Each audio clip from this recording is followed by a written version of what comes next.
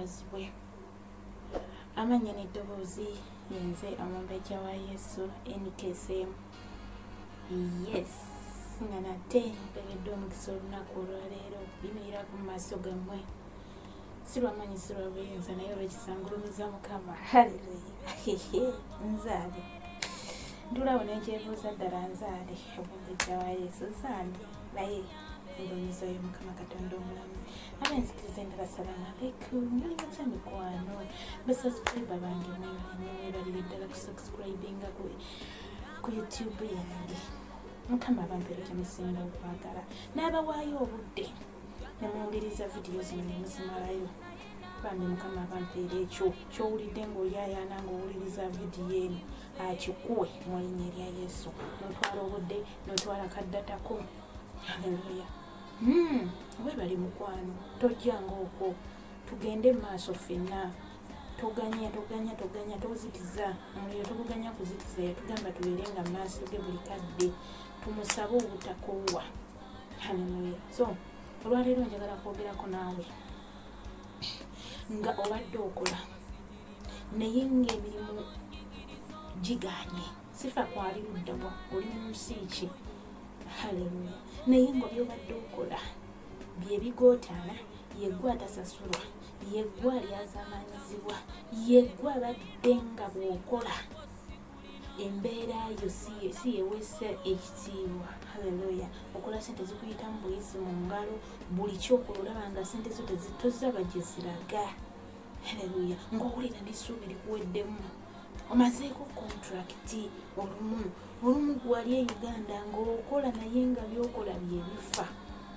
Leero nzize kwogerako naawe mukwano gwange, nzize kwogerako naawe ebigambo ebinaakuzaamu amaanyi, ebigenda okusitula nate oyimuke otambule. Wobadde otudde kati kyekiseera oddemu oyimirire mu maanyi. Haleluya. Gwekyo kyolabanga ekitono, woolabira ddala gwoli ku kisenge awo Mukama waakulira. Kati gwate ogenda kupondowa bupondoyi, so topondowa, yimuka. Woba obadde ogudde kati kyekiseera oyimuke nate era oyimirire, mugambe Mukama nyimiridde ku lulwo. Luli mbadde neeyimirizanga nze, naye olwaleero nyimirira ku lulwo, ntandika okukola naye gwobeera onkulembera. Haleluya. Muganda wange gy'obeera yonna, gy'oli yonna Mukama akuweerayo omukisa. Yatusuubiza n'agamba nti aliwo emikisa emirimu gy'emikono gyaffe, n'atugamba alituliisa ebibuga byonna biriba byaffe. Kati gwoba oli luddawa, oba oli luddawa, buli kibuga ky'olimu, buli nsi gy'olimu ogirya. Ke kaseera tukabirire Mukama tulye ensi ze tulimu. Haleluya. Emmeeme zaffe zisobole okutebenkera, zirowooze nga Katonda mu buli kye tukola, buli kye tulowoozaako. Kuba we tunaalyanga ebibuga ne tubeera nga tulajana ne Mukama yennyini yagenda otuliisa ebibuga, so si ku maanyi gaffe baganda bange, bannyinaze, bamaama, bataata.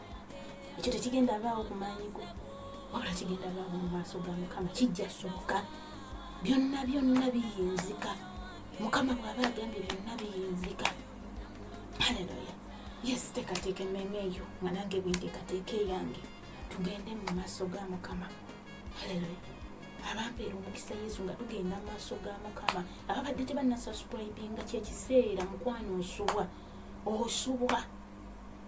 Subscribinga, commentinga, olinayo kyoyagala tusabire wamu naawe. Nze comment nziraba era nja kuba nzija tusabe ffenna. Haleluya. Yes. Wekiba kiganye ng'olaba kikuzitowedde, yatugamba twetikkiranganengako emigugu. Gwe gw'owulira ogukumenya ogukuzitoweredde, jangu inbox yange gwolwo tujja salira ekyo kikyo. Ekyo nkyeyama. Tugenda kuba nga tuyimirira ku lwa buli ssekinnoomu ayina embeera gy'ayitamu.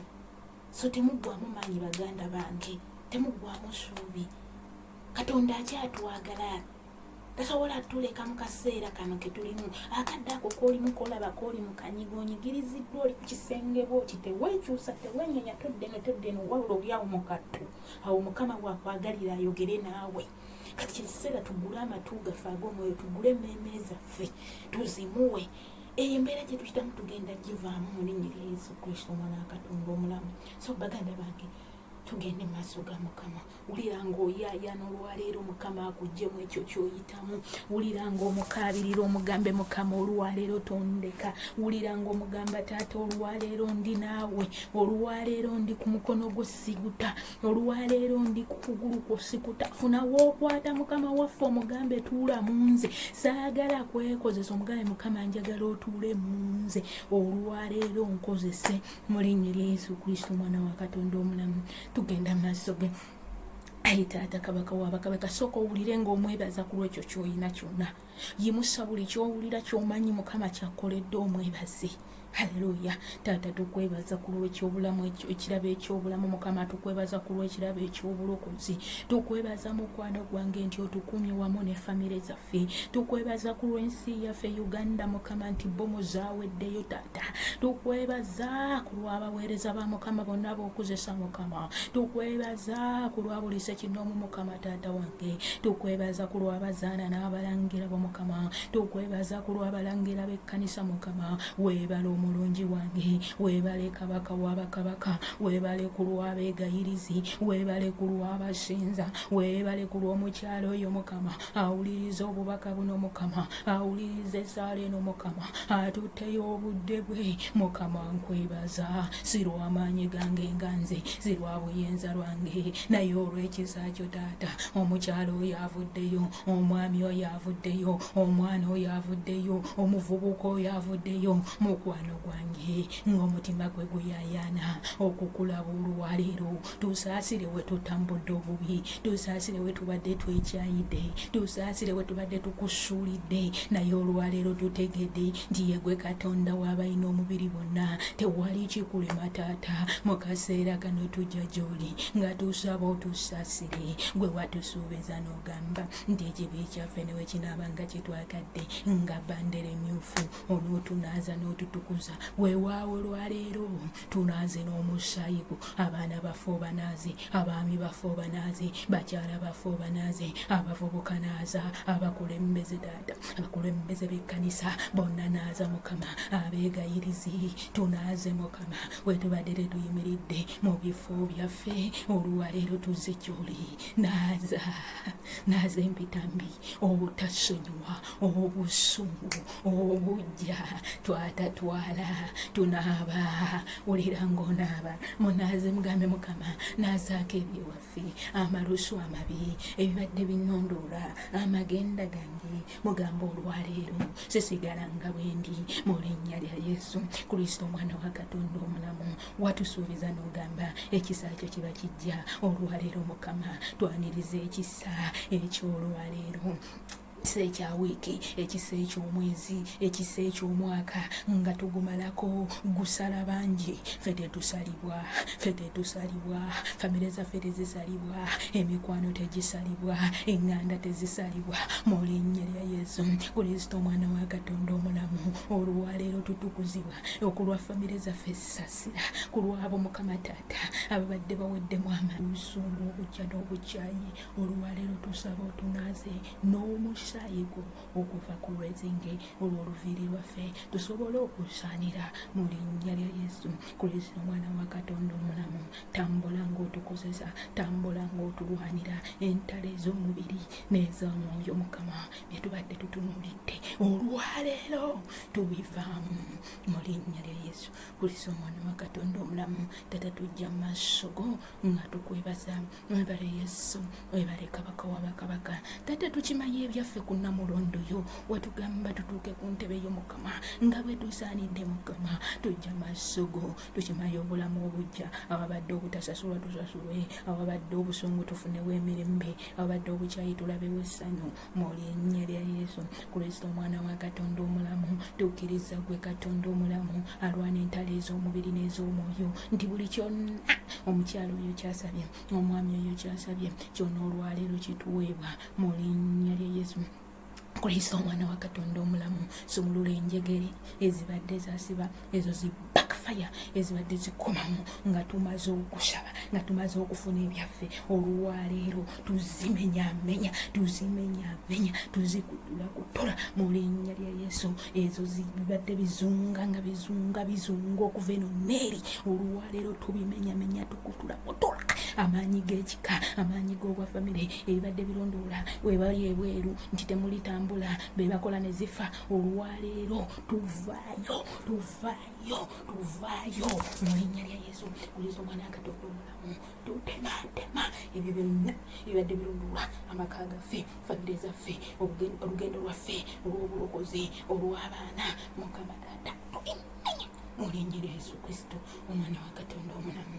Weebale Yesu, weebale kabaka wabakabaka. Tuyita omuliro gwo Mukama Taata gutwetoolole mu linnya lya Yesu. Ng'omubi ne bw'aba ayise ku kkono otuyisa ku ddyo, ng'omubi ne bw'aba ayagala otuwangula nga gw'omuwangula mu linnya lya Yesu Kristo omwana wa Katonda omulamu. Kati ezo zonna amaanyi g'ekizikiza gabadde gajjanga ne gatuyuza ekiro, ebirooto eby'entiisa, ebirooto by'akawuulo, ebirooto by'okuvumbe, byonna ebirooto eby'okudda emabega tubimenyamenya mu linnya lya Yesu Kristo omwana wa Katonda omulamu. Setaani okuva n'olwaleero tolina buyinza ku mwana wa Katonda, tolina buyinza ku mukyalo, tolina buyinza ku mwami, tolina buyinza ku mwana oyo, tolina buyinza ku baganda baffe, tolina buyinza ku baami, ku baana.